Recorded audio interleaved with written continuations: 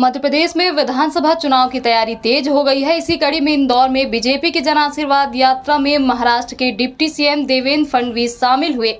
देवेंद्र फडणवीस ने कांग्रेस पर निशाना साधते हुए कहा, कांग्रेस कभी गारंटी पूरी नहीं करती है। मध्य प्रदेश और राजस्थान में बीजेपी ही चुनकर आएगी। मीडिया से चर्चा में तेलंगाना में दिए गए सोनिया गांधी की गारंटी के बयान को लेकर कहा, मैं केवल कांग्रेस के नेताओं से इतना ही पूछना चाहता हूं, जिस प्रदेश में कांग्रेस ने गारंटी दी वहां एक भी गारंटी वह पूरी कर पाए क्या? कांग्रेस ने एक भी गारंटी पूरी नहीं की है। सिर्फ झूठ बोलते हैं, चुनावी वादे करते हैं, वोट लेने की राजनीति करते हैं और बाद में वादे भूल जाते हैं।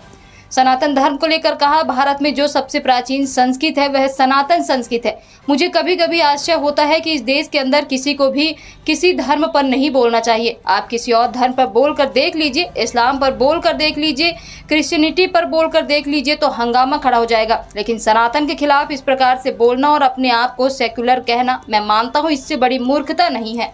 पूछना चाहता हूँ, बीच में हाथ जिस प्रदेश में कांग्रेस ने गारंटी दी वहाँ एक भी गारंटी वो पूरी कर पाएगी। एक भी गारंटी वो पूरी नहीं कर पाएगी। ये तो केवल झूठ बोलते, चुनावी वादे करते, वोट लेने की राजनीति करते, लेकिन बाद में वादे भूल जाते हैं। ये लोगों को बरगलाने का काम करते हैं। मोदी जी ने पिछले 9 वर्षों में लोगों के जीवन में बदलाव किया है और ये बदलाव दिखाई पड़ता है। देश आगे बढ़ रहा है, ये लोग देख रहे हैं और भारत की जनता ये मोदी जी के साथ में है। सब इंडिया गठबंधन में सीएम को लेकर तरह तरह के नाम आ रहे हैं। शिवसेना भी कह रही है उद्धव ठाकरे जी उम्मीदवार। देखिए, जो इंडिया अलायंस है इसमें कोई भी एक दूसरे को नेता मानने को तैयार नहीं है।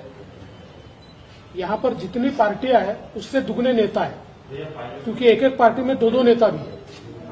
तो इस प्रकार का अलायंस ये कभी कारगर नहीं होता।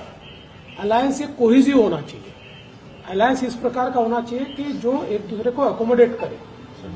रोज इनकी बयानबाजियां एक दूसरे के खिलाफ भी है और सबसे बड़ी बात यह है कि इनका एक दूसरे के राज्य में कोई वजूद नहीं है। तो जिनका एक दूसरे के राज्य में वजूद नहीं है, ऐसे लोग एकत्रित भी आ जाए तब भी कोई परिणाम नहीं कर सकते।